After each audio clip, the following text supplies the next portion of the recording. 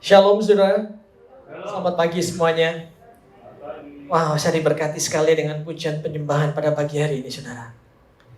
Nikmat memang beda saudara. Kalau kita di YouTube itu, kita menonton pujian dan penyembahan. Tapi kalau di sini saudara ikut berpartisipasi, memuji dan menyembah Tuhan. Berbeda saudara. Thank you tim Cindy and semua musician worship team. Saya diberkati. Saya ingin mengajak saudara dimanapun saudara berada. Kalau saudara hari ini nonton di medsos, mungkin minggu depan yuk hadir saudara. Nikmati hadirat Tuhan. Saya tahu hadirat Tuhan hadir bersama dengan kita. Tetapi pujian bersama dengan saudara-saudara yang lain membawa dampak yang lain juga saudara. Hari minggu depan kita penuhi tempat ini saudara. Saudara, sebelum saya membagikan firman, saya ingin mengajak saudara untuk mengambil perjamuan kudus. Mari kita persiapkan hati kita saudara.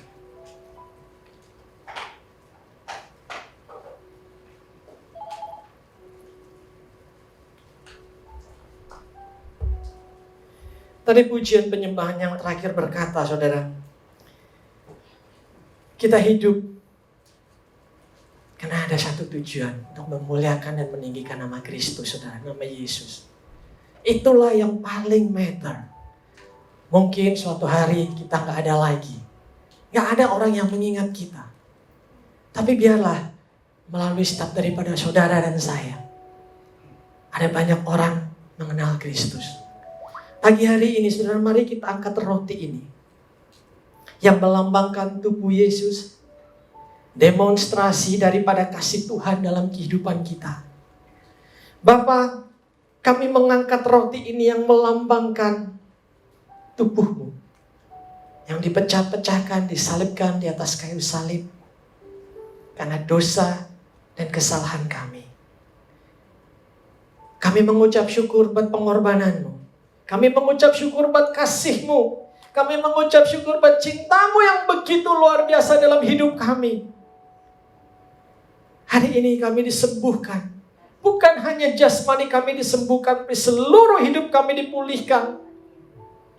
Karena pengorbanan-Mu. Kami mengucap syukur, Bapa. Buat kasih-Mu yang begitu dalam. Kami mau makan tubuh-Mu ini. Roti ini. Dengan hati penuh ucapan syukur dan iman. Dalam nama Yesus. Mari kita makan ini, saudara.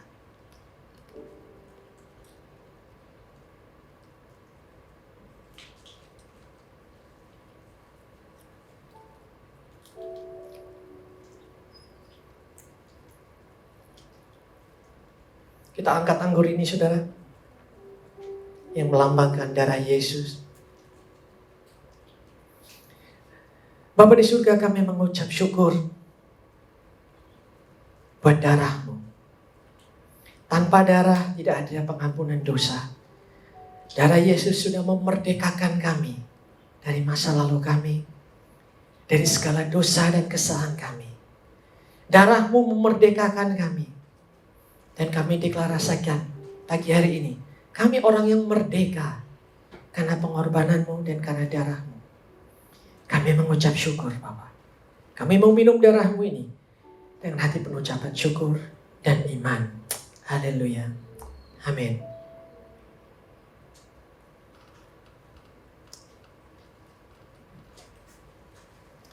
Haleluya, saudara. Minggu yang luar biasa. Semalam kemarin saudara, pertama kali untuk saya bisa datang Jakarta lagi tanpa harus ditusuk hidung saya saudara.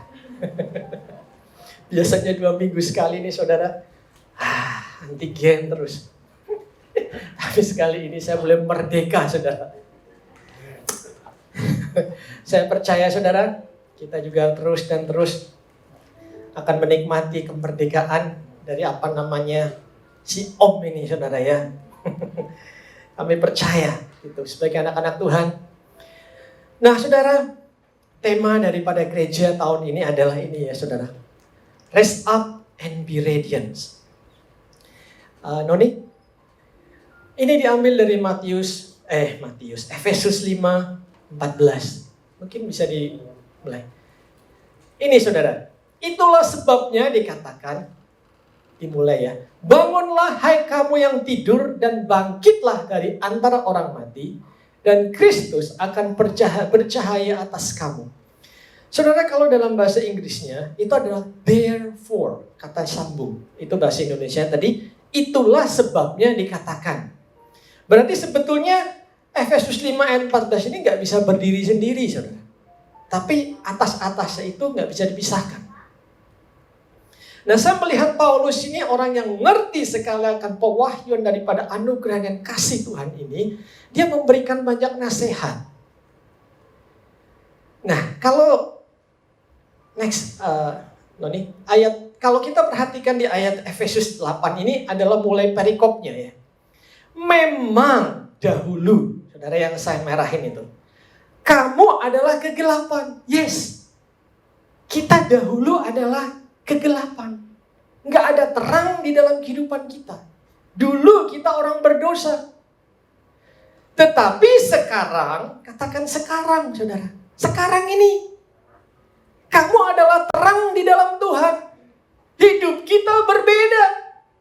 Bukan lagi kegelapan, tapi sekarang kita ini terang. Sebab itu, hiduplah sebagai anak-anak terang. Atau dalam bahasa Inggrisnya itu, walk as the children of light. Kenapa Paulus mengatakan hiduplah sebagai anak-anak terang? Karena memang kita ini anak terang. Kalau sebagai anak terang, ya hiduplah sebagai anak-anak terang. Saudara bukan lagi orang yang hidup di dalam kegelapan. Kita itu anak-anak terang. Makanya firman Tuhan berkata di situ, karena terang, perhatikan saudara, karena terang atau dalam bahasa Inggris the fruit of the spirit berbuahkan kebaikan, keadilan, dan kebenaran. Nah, Paulus mengatakan, jadi saya melihat saudara Paulus ini menulis ini bukan buat orang unbeliever, bukan buat orang yang belum percaya, tetapi buat anak-anak Tuhan. Dengan kata lain, saudara tadi yang di Efesus 5:14 yang menjadi tema gereja kita tahun ini, Paulus tuh mengatakan gini, bangkit dong, bangkit. Yuk, ingat kamu tuh anak terang. Ingat. Siapa identitas kamu saat ini? Kamu udah punya terang dalam hidup kamu. Paulus mengingatkan mereka. Saudara, karena saya melihat kenapa? Karena seringkali dalam kehidupan kita itu, atau mungkin kehidupan orang-orang Efesus pada zamannya, kita ini sering lupa, saudara. Sering lupa siapa kita sebagai anak terang. Ada banyak, saudara, penyebabnya. Mungkin kita hidup di dalam dosa. Mungkin juga tantangan dunia, saudara, yang terus memberikan tantangan-tantangan dalam hidup kita. Sehingga kita lama-lama menjadi lupa bahwa kita itu punya kuasa. Kita itu punya terang dalam hidup kita. Dan saya bertanya, saudara, di dalam saya merenungkan firman ini, bagaimana kita sebagai anak Tuhan, itu tadi seperti tadi hidup dalam bahasa Indonesia, hiduplah sebagai anak-anak terang, atau dalam bahasa Inggris, walk in the children of light. Bagaimana kita bisa terus dan terus berjalan di dalam terang itu sendiri. Kita ini sering lupa. Saya kasih contoh, saudara. Next. Ini judul kepada khotbah saya. See yourself as God sees you. Lihatlah dirimu seperti Tuhan melihat engkau. Pandanglah dirimu seperti Tuhan memandang engkau. Percayalah tentang dirimu seperti Tuhan percaya tentang engkau. Ini saya kasih judul ini, saudara, dan saya mulai dengan satu kesaksian. Ini ada di firman Tuhan. Kalau saudara nanti pulang, saudara bisa melihat di Hakim Judges, Hakim 6. Ini adalah cerita tentang Gideon. Ini, saudara. Bangsa Israel hidup di dalam dosa. Jadi Tuhan membawa orang Midian itu untuk menguasai kehidupan orang Israel. Mereka hidup dalam ketakutan, kemiskinan, stres, depresi. Takutnya saudara. Kalau mereka lagi mulai menanam benih, tiba-tiba musuh datang, menghabisi benih itu. Sampai binatang-binatang mereka aja itu kesusahan makan. Saudara bisa bayangkan tekanannya, takutnya. Kalau mereka lagi mau menuai, tiba-tiba musuh bisa ada di depan mereka. Takut. Dan saya melihat Tuhan itu begitu baik. Biasanya saya melihat saudara, kalau bangsa Israel, kalau sudah melihat di perjanjian lama ya, bangsa Israel bertobat, Tuhan bergerak. Tuhan memulihkan keadaan mereka. Tapi saya melihat di hakim-hakim ini, mereka belum bertobat. Mereka hanya teriak dan teriak. Dan Tuhan mendengar teriakan mereka. Tadi di Hakim 6, coba kita baca ya. Noni, Hakim 6 tadi ya. Ayat 11, sorry. Kemudian datanglah malaikat Tuhan dan duduk di bawah pohon terbanting di Ofra, kepunyaan Yoas, orang Abiezer itu. Sedang Gideon itu anak Yoas, anaknya mengirik gandum dalam tempat pemerasan anggur yang tersembunyi bagi orang Midian. Jadi dia itu sembunyi takut. Malaikat Tuhan menampakkan diri kepadanya dan berfirman kepadanya. Ini malaikat Tuhan, saudara. Malaikat Tuhan berkata, Tuhan menyertai engkau, Gideon, ya pahlawan yang gagah berani. Malaikat Tuhan berbicara begini, saudara. Kemudian next. Ayat. Lalu berpalinglah jawab Gideon kepadanya. Tuanku, jika Tuhan menyertai kami, mengapa semuanya ini menimpa kami? Di manakah segala perbuatan-perbuatan yang ajaib yang diceritakan oleh nenek moyang kami kepada kami? Ketika mereka berkata, bukankah Tuhan telah menuntun kita keluar dari Mesir? Tetapi sekarang Tuhan membuang kami dan menyerahkan kami ke dalam cengkeraman orang Midian. Saudara, Gideon saking takutnya, saking stresnya, malaikat Tuhan muncul di depan dia. Dia cuek, saudara. Dia gak ngerti kalau itu malaikat Tuhan. Bayangin, saudara. Biasanya kalau saya baca di dalam firman Tuhan itu seperti Abraham. Dia tahu malaikat Tuhan datang, dia lari samperin. Yang ini malaikat Tuhan muncul di depan Gideon. Gideon gak ngeh. Saudara, Gideon itu teroccupied dengan ketakutan, stres, beban berat. Gimana nih? Dia sampai gak tahu kalau Tuhan itu datang. Saudara, ketika kita mengizinkan diri kita dioccupied, dipenuhi dengan kehidupan dosa, stres, takut, gelisah. Saudara mungkin pernah dalam perjalanan saudara, ada orang saudara lagi dalam tantangan, saudara merasa hidup ini berat sekali. Ada pendeta atau kakak rohani mungkin kasih firman kepada saudara, semuanya saudara mental, saudara. Pernah mungkin seperti itu? Mau doa aja gak bisa. Ini yang dihadapin oleh Gideon. Terhimpit, takut. Tuhan muncul di depannya malaikat. Dia cuek aja. Padahal saudara, kalau boleh saya katakan, ini bukan karena masalah ini karena orang Israel sendiri yang gak mendengarkan apa yang Tuhan katakan. Tapi Tuhan begitu baik.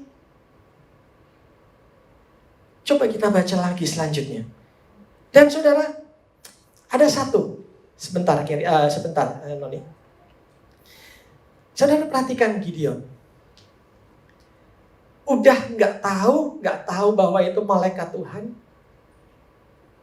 Dia malahan menyalahkan Tuhan. Mana yang kata orang-orang tua kita kalau Tuhan itu yang membawa kita keluar dari Mesir? Malah nyalahin Tuhan, saudara. Mana nih buktinya kita ini? Coba lihat. Sekarang kondisi kita lihat. Tertekan, takut, musuh bisa datang setiap saat. Mana Tuhan? Saudara bisa lihat. Kalau hidup kita itu pikiran kita, hati kita di-occupy, dipenuhin dengan itu semua. Yang ada itu kita menyalahkan Tuhan. Kita menutup, kita nggak mendengar ketika Tuhan berbicara. Kita sibuk sendiri, saudara. Coba kita lihat next. Di Hakim 6 yang 3. Lalu berpalinglah Tuhan dan berfirman. Tuhan tuh baik sekali, saudara. Saya melihat. Dia memberikan kekuatan terus kepada Gideon. Pergilah dengan kekuatanmu ini dan selamatkanlah orang Israel dari cengkeraman orang Midian. Bukankah aku mengutus engkau? Tuhan baik sekali, saudara. Udah Gideon ngomongnya negatif, malah nyalahin. Dia hadir gak ngerti. Tapi Tuhan baik. Bukankah aku mengutus engkau? Tetapi jawab Gideon. Tuhanku, dengan apakah akan kuselamatkan orang Israel? Ketahuilah kaumku adalah yang paling kecil di antara suku Manasye, dan aku pun seorang yang paling muda di antara kaum keluargaku. Saudara, inilah yang terjadi ketika kita dipenuhi dengan mengizinkan, saudara, kita tuh di-occupy dengan hal-hal yang tantangan hidup kita ini sepertinya kita ini yang paling kasihan, paling menderita. Kita lupa akan kebesaran Tuhan. Kita lupa akan kebaikan Tuhan dalam hidup ini. Kita memandang diri kita itu dengan kacamata kita sendiri. Kita memandang kita dengan dunia, dengan cara pandang dunia. Mungkin saudara berkata, lu gak ngerti sih masalah gue. Saya ngerti, saudara. Saya juga ada tantangan dalam hidup ini. Ketika manusia jatuh di dalam dosa untuk pertama kalinya, saudara, kematian masuk. Kematian dengan teman-temannya itu masuk, saudara. Umur berapa kita, saudara? Nenek moyang kita itu sama mengalami tantangan seperti kita dalam hidup ini. Tantangan gak ada yang baru dalam hidup ini. Tetapi bagaimana saya bersyukur kalau tadi kita mengambil perjamuan kudus, kita sudah dipulihkan. Kita sudah di-restore. Kita menjadi anak-anak terang. Saya percaya, saudara, ketika kita dibaikan Tuhan, bagaimana Dia mengasihi hidup kita. Kalau kita memandang kayu salib, ya kita ada tantangan. Tetapi kita tidak akan tergoncang, saudara. Karena kita tahu siapa kita di dalam Kristus. Kalau kita di-occupy, mengentertain tantangan-tantangan hidup kita, Tuhan menjadi kecil. Tetapi sebaliknya kalau kita di-occupy pikiran kita, hati kita mengentertain kebaikan Tuhan. Kita diingatkan akan kasih Tuhan, saudara. Sebaliknya tantangan itu akan menjadi kecil dalam hidup saudara. Kita tidak tergoncangkan. Firman Tuhan tuh mengingatkan seperti ini, saudara. Next. Berfirmanlah Tuhan kepadanya, tetapi akulah yang menyertai engkau. Bisa aja sebetulnya Tuhan malaikat itu marah, saudara. Tetapi enggak. Tuhan begitu baik, Dia berkata, tetapi akulah yang menyertai engkau. Sebab itu engkau akan memukul kala orang Midian itu sampai habis. Maka jawabnya kepadanya, jika sekiranya aku mendapat kasih karunia di matamu, maka berikanlah kepadaku tanda bahwa engkau sendirilah yang berfirman kepadaku. Next. Janganlah kiranya pergi dari sini sampai aku datang kepadamu, membawa persembahanku dan meletakkannya di hadapanmu. Firman-Nya, aku akan tinggal sampai engkau kembali. Masuklah Gideon ke dalam lalu mengolah seekor anak kambing dan roti yang tidak beragi dari sewa tepung. Ditaruhnya daging itu ke dalam bakul dan kuahnya ke dalam periuk. Dibawanya itu kepadanya ke bawah pohon terbantin lalu disuguhkannya. Next. Berfirmanlah malaikat Allah kepadanya, ambillah daging dan roti yang tidak beragi itu. letakkanlah ke atas batu itu dan curahkanlah kuahnya. Maka diperbuatnya demikian. Dan malaikat Tuhan mengulurkan tongkat yang ada di tangannya. Dengan ujungnya disinggungnya daging dan roti itu. Maka timbullah api dari batu itu dan memakan habis dan roti itu. Kemudian hilanglah malaikat Tuhan dari pandangannya. Saudara, perubahan terjadi di dalam kehidupan Gideon. Tadinya dia keras, tadinya dia fokus kepada diri dia sendiri. Tetapi dia mengizinkan. Ketika firman Tuhan, malaikat itu berkata, dia mulai membuka hati diri. Ini adalah momen di mana Gideon itu mengalami perubahan dalam hidup dia, saudara. Ketika dia menyadari bahwa, oh ini malaikat Tuhan, dia berubah. Terjadi perubahan di dalam hati dia, terjadi perubahan di dalam mindset dia. Oh ini Tuhan. Hari ini saudara, dan kehidupan dia, saudara, mungkin next lagi. Maka taulah Gideon itu bahwa itulah malaikat Tuhan. Gideon baru sadar. Celakalah aku Tuhanku Allah, sebab memang telah kulihat malaikat Tuhan dengan berhadapan muka. Tetapi saudara, pertama kali yang muncul malah ketakutan, celaka Tuhan mau menghukum dia. Tetapi berfirman Tuhan kepadanya, selamatlah engkau, jangan takut, engkau tidak akan mati. Lalu Gideon mendirikan mezbah di sana bagi Tuhan dan menamainya Tuhan itu keselamatan. Mezbah itu masih ada sampai sekarang di Ofra, kota orang Ebiser. Saudara, ketika Gideon merubah mindsetnya dia, inilah awal perubahan dari pemulihan bangsa Israel.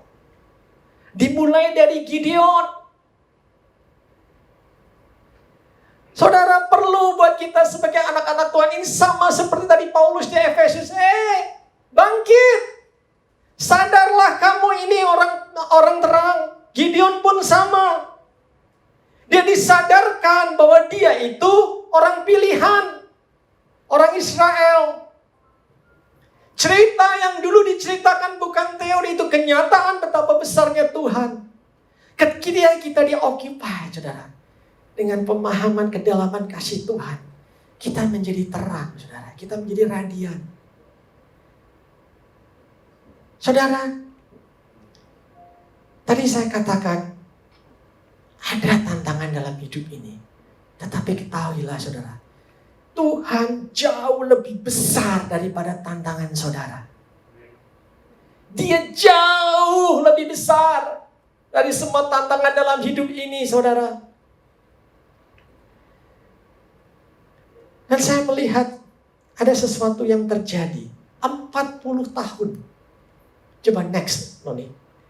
Sejak perubahan daripada cara pandang daripada Gideon. 40 tahun aman negeri itu, saudara. Saudara bisa melihat Gideon yang dulunya penakut, pengecut, ketika dia sadar siapa dia. Dia menjadi radian. Dia menjadi bercahaya terang dia. Dia menjadi pemimpin bangsa Israel untuk 40 tahun. Bangsa Israel terbebas dari tekanan orang Midian. Saudara bayangkan. Mungkin kita bukan Gideon. Tapi saya percaya saudara, dimanapun Tuhan tempatkan saudara, apapun profesi saudara, saudara bisa menjadi terang, saudara bisa menjadi radiant. Di mana Tuhan tempatkan saudara, tidak perlu kita harus menjadi seperti Gideon. Tapi saudara dan saya mempunyai hidup Yesus yang ada pada kita. Saudara sudah mempunyai terang itu yang ada pada kita. Dan kegelapan tidak menguasai saudara lagi. Tapi, do you believe? Apakah saudara percaya? Saya percaya saudara, ketika kita terus dan terus di-occupy dengan kebaikan Tuhan, dengan kebesaran Tuhan, saudara, kita akan menjadi terang dimanapun kita berada. Saudara, saya ingin mengajak saudara untuk belajar. Saya belajar ini ketika merenungkan, saudara. Next, saya ingin saudara, kita belajar daripada Tuhan kita, Tuhan Yesus. Next, sorry. Saudara, ini adalah perjalanan Tuhan Yesus. Kalau Matius 3, 16-17.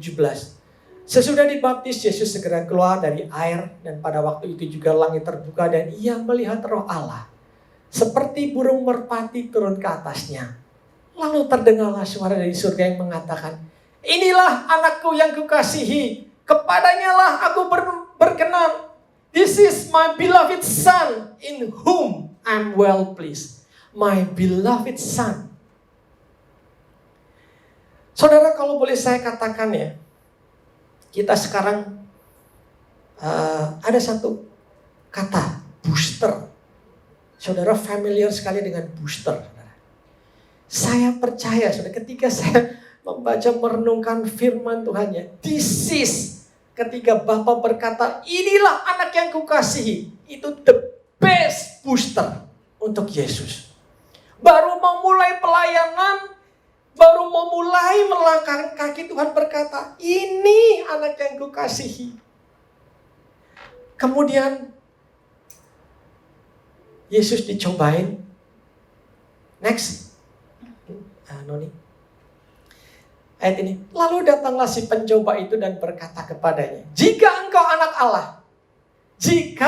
anak Allah, perintahkanlah supaya batu itu menjadi roti.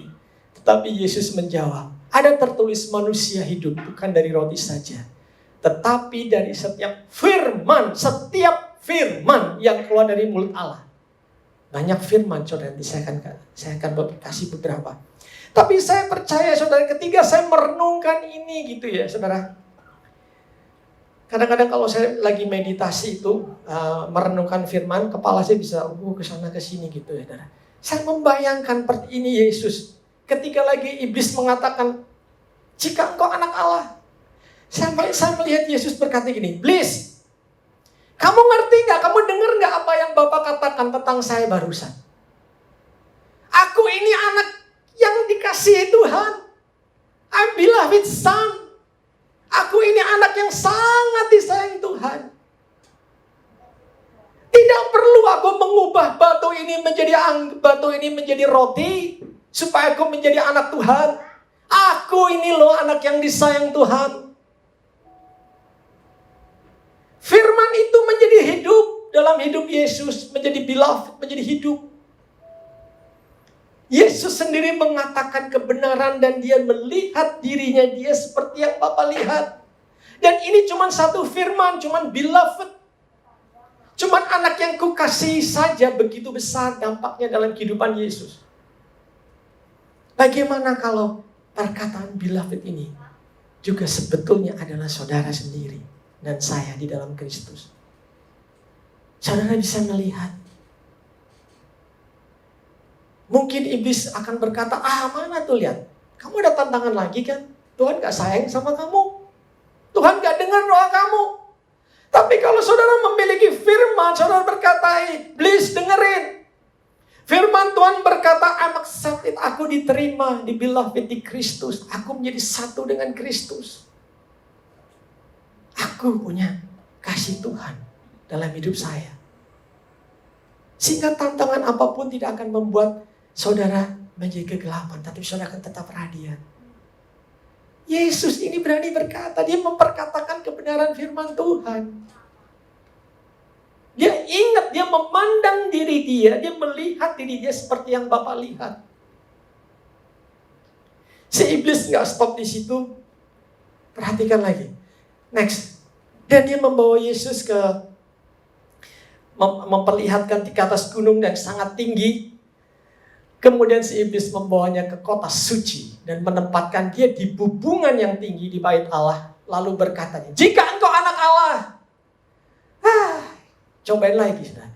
Jatuhkanlah dirimu ke bawah, sebab ada tertulis, mengenai engkau, Tuhan akan memerintahkan malaikat-malaikatnya, dan mereka akan menatang engkau di atas tangannya supaya kakimu jangan terantuk kepada batu. Yesus berkata kepadanya, ada pula tertulis, iblis dengerin, janganlah engkau mencobai Tuhan Allahmu. Saudara, ketika saya merenungkan ini, gitu, saya melihat Yesus berkata, iblis, kamu lagi Dengar gak yang Bapak omong tentang saya lagi? Aku ini anak yang sangat disayang Tuhan, beloved son. Ada kesatuan, I trust my God. Ada kesatuan, I'm secure, aku secure di dalam Bapa. Tidak perlu aku ngetes Tuhan. Tidak perlu aku ngetes menjatuhkan diri terus malaikat. No, gak perlu. Aku secure dengan Tuhan. Aku aman dengan Tuhan. That's the beloved. Itulah anak yang kukasihi, kata Bapa. Yesus itu memperkatakan kepada, ini baru satu beloved saya melihat, saudara. Dan banyak seperti tadi ada firman lain buat saudara dan saya. Saya melihat, saudara, beloved itu buat Yesus, wah, hidup. Sekali lagi saya katakan, Yesus itu percaya apa yang dikatakan oleh Bapaknya. Dia ditawarin untuk mencobai Tuhan, gak mau. Gak perlu. Aku, kata Yesus, beloved son, anak yang kukasihi. Saudara, kalau tadi saya katakan tentang Gideon. Gideon di dalam perjalanannya mungkin, dan banyak kalau saudara lihat gitu ya, termasuk Musa. Bahkan Gideon itu ngetes. Memberikan tes. Kalau saudara nanti baca di rumah, saudara baca di Gideon, misalnya di Gideon berapa? 36 ayat 36, Hakim-Hakim Judges 6. Gideon berkata, jika engkau mau menyelamatkan orang Israel dengan perantaraanku, kata Gideon, seperti yang kau firmankan itu, maka aku akan membentangkan guntingan bulu domba ini di tempat pengirikan. Apabila hanya ada di atas guntingan bulu itu ada embun, tetapi seluruh tanah di situ kering, tinggal kering, maka tahulah aku bahwa engkau mau menyelamatkan orang Israel dengan perantaranku seperti yang kau firmankan. Gideon aja yang dipakai luar biasa itu, saudara. Dia kepingin pakai tanda supaya lebih yakin. Tetapi itu pun, saudara, Tuhan baik. Tuhan ikutin loh, saudara. Kemudian kalau ini basah, sana kering. Gideon bilang, aduh sekali lagi deh Tuhan. Sini kering, nanti sana basah. Tuhan ikutin. Saya tuh melihat, saudara, kita tuh punya Bapa yang begitu baik. Bapa yang begitu mengasihi saudara. Dia turun kemana Anda ada di situ. Untuk mengangkat saudara dan saya. Dia tidak meninggalkan saudara sendiri.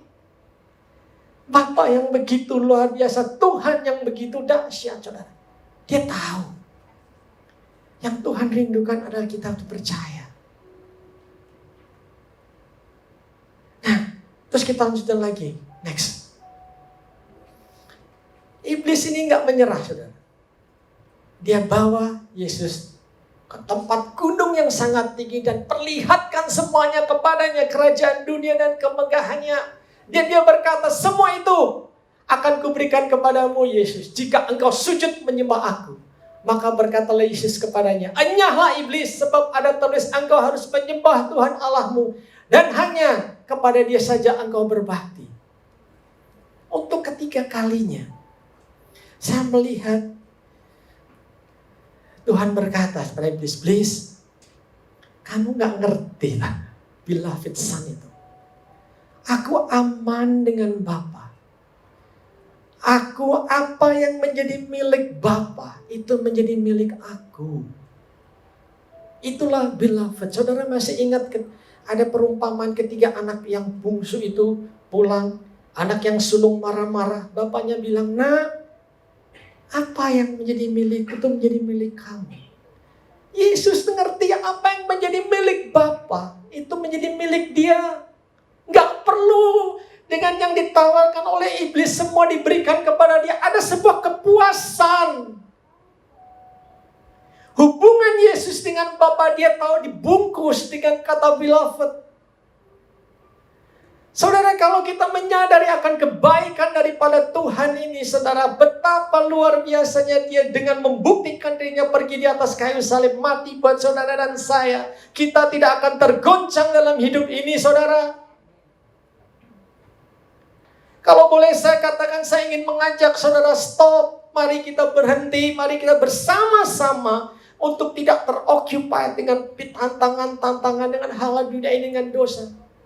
Tapi izinkan kita, saudara, occupied, dipenuhi dengan kebaikan Tuhan. Terus dan terus sadar. Paulus mengatakan, bangkit, ayo. Kamu udah punya terang. Kamu bukan orang gelap lagi. Saya ingin mengajak setiap daripada kita, saudara. Pagi hari ini firman Tuhan mengatakan, ada tantangan, ada, tapi jangan fokus kepada tantangan itu, saudara. Tapi kita boleh diingatkan bahwa kita punya Tuhan yang baik, Tuhan yang besar. Pandanglah diri saudara seperti Tuhan memandang saudara. Percayalah seperti bagaimana Tuhan mempercayai saudara. Sehingga kita boleh rise up and be radiant dalam hidup ini, saudara. Saudara, next. Saya ingin tutup dengan ini, saudara. Karena tadi saya mengatakan ada banyak firman. Bagaimana Tuhan melihat Anda? Ada banyak, saudara, lebih daripada ini. Tapi hanya sedikit. Supaya kita bisa diingatkan. Kita tuh anaknya Dia. Ketika kita menjadi orang percaya, hari itu juga, saudara, kita tuh menjadi anaknya. Dan sayangnya, saudara, menjadi anak Tuhan. Saya mohon maaf nih, saudara ya. Seringkali itu kita ngentengin. Seringkali kita tuh memperkecil makna daripada anak Tuhan ini. Mungkin terlalu sering kali ya, saudara. Sehingga kita tuh nyepelein. Tapi saudara, saya katakan, anak itu adalah posisi tertinggi antara Bapa dan kita. Apalagi yang ada di antara Bapa dan anak. Gak ada, saudara.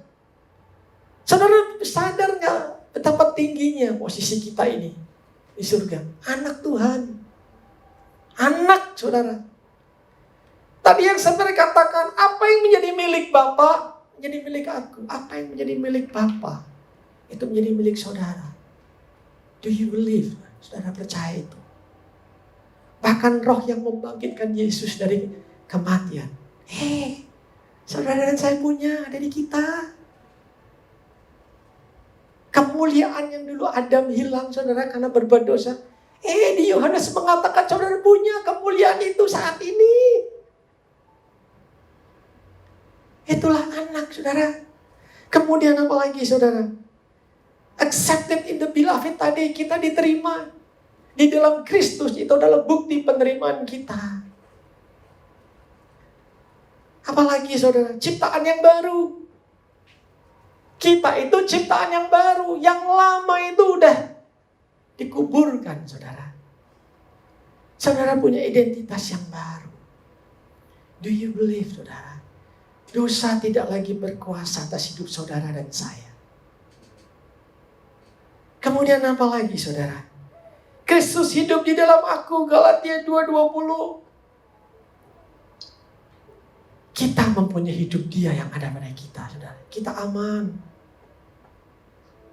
Apalagi, saudara, kita itu His masterpiece. Kita itu ciptaannya Dia yang luar biasa, saudara. Bukan asal jadi, Tuhan membentuk kita. Tuhan mengenal kita. Bahkan sebelum kita dibuat, dijadikan, ditaruh di dalam kandung ibu kita. Saudara, masterpiece-nya kita, masterpiece Tuhan itu, kita tuh luar biasa, saudara. Saya kasih contoh ya, saudara. Saya ngelihat Swanky di sana, langsung fokus. Saya lihat ke sana, saudara, kemudian saya lihat sana. Saudara dengar nggak? Ada bunyi robot itu? Nggak ada, saudara. Langsung fokus, tek. Kemudian kalau kita kemasukan virus, daya tahan tubuh kita langsung darah putih itu bergerak, saudara. Itu masterpiece-nya Tuhan. Kita itu luar biasa sekali. Tapi apakah kita percaya itu, saudara? Maukah kita memandang diri kita begitu luar biasa seperti Kristus memandang kita? Bagaimana dengan yang lain, saudara? Kita diampuni dan merdeka, dimerdekakan. Kita ini orang luar biasa, saudara. Orang yang penuh dengan kemerdekaan. Apalagi, saudara, kita warga negara surga. Kemudian yang terakhir, kita tuh ahli waris. Heirs of God. And joint heirs with Christ. Kita tuh joint heir. Jadi seperti Kristus, apa yang dipunyai Kristus, ya itu karena kita joint heir dengan Kristus, itu menjadi milik kita juga, saudara. Saya merenungkan, saudara, saya mengalami apa yang saya khotbahkan, saya bagikan ini, saya mengalami terlebih dahulu. Bagaimana saya merasakan perubahan, saudara. Ketika saya mulai Tuhan bukakan akan kedalaman kasih Tuhan, saya mulai belajar untuk melihat diri saya seperti yang Tuhan lihat. Mempercayai seperti apa yang Tuhan percaya. Banyak perubahan terjadi, saudara, dalam hidup saya. Suatu ketiga, saudara, ketika saya lagi mendengarkan firman, saya nggak pernah mendengar berita ini. Pendeta ini ngomong seperti ini. Kalian sadar gak bahwa tubuh kalian tidak didesain untuk stres? Saya kaget. Oh, gitu ya. Itulah kenapa, saudara, Tuhan ingin saudara rest di dalam Kristus. Saudara tenang di dalam Dia. Hanya di dalam Kristus kita bisa menemukan rest. Ketika saudara menjadi radiant, saudara akan mempengaruhi kehidupan sekeliling saudara. Ketika saudara di tempat kerja sebagai seorang profesional, saya percaya, saudara, penyadaran melihat diri saudara seperti Tuhan melihat Anda. Saudara akan menjadi radiant, terang buat sekeliling saudara. Apapun profesi saudara, dimanapun Anda berada, saudara akan radiant, mempengaruhi orang. Bukan dunia yang akan mempengaruhi saudara, tetapi saudara yang akan mempengaruhi dunia. Saudara yang akan membawa terang kepada dunia. Karena itu kita, saudara, terang. Dan saya percaya terang itu gak bisa ditutup-tutupin dalam hidup kita. Buah itu akan mengalir keluar. Saudara, itu saja yang ingin saya bagikan pada saudara. Saya berdoa ini boleh menjadi berkat dan mengingatkan kita. Untuk kita bisa raise up, kita bisa bangkit, kita bisa menjadi membawa dampak, kita bisa mempengaruhi sekeliling kita, saudara. Karena kita menyadari, kita mulai belajar untuk memandang, melihat diri kita seperti Tuhan melihat kita. Bukan dunia yang melihat kita, saudara, tetapi Tuhan yang melihat kita. Jemaat yang dikasihi Tuhan, dan dimanapun saudara berada, khususnya buat saudara yang melihat ini dengan medsos, saya ingin mengajak saudara, kalau saudara rindu untuk saudara bisa menjadi terang dimanapun saudara berada, saya ingin mengajak saudara untuk berdoa bersama-sama dengan saya. Mari saya ajak berdoa. Tuhan, terima kasih buat kebenaran firman-Mu pada siang hari ini. Aku menyadari bahwa aku adalah orang yang berdosa dan aku membutuhkan juru selamat.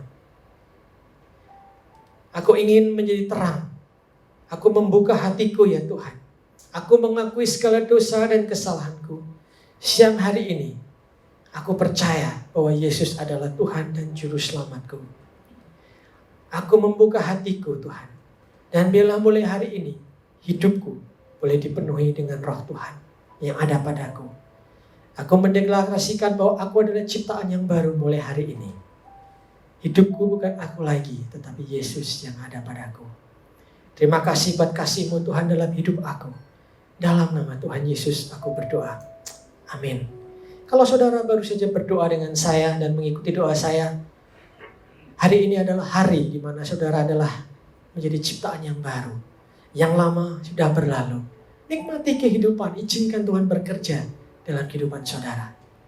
Dan saudara, mari kita akhiri ibadah pada siang hari ini. Kita tutup dalam doa.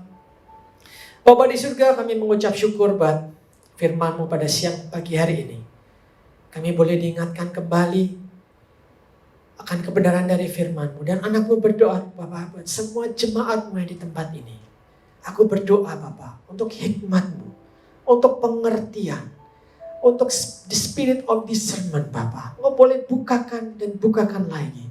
Sehingga setiap daripada kami Tuhan dari tempat ini boleh terus dan terus mengerti akan betapa dalamnya kasih Tuhan itu.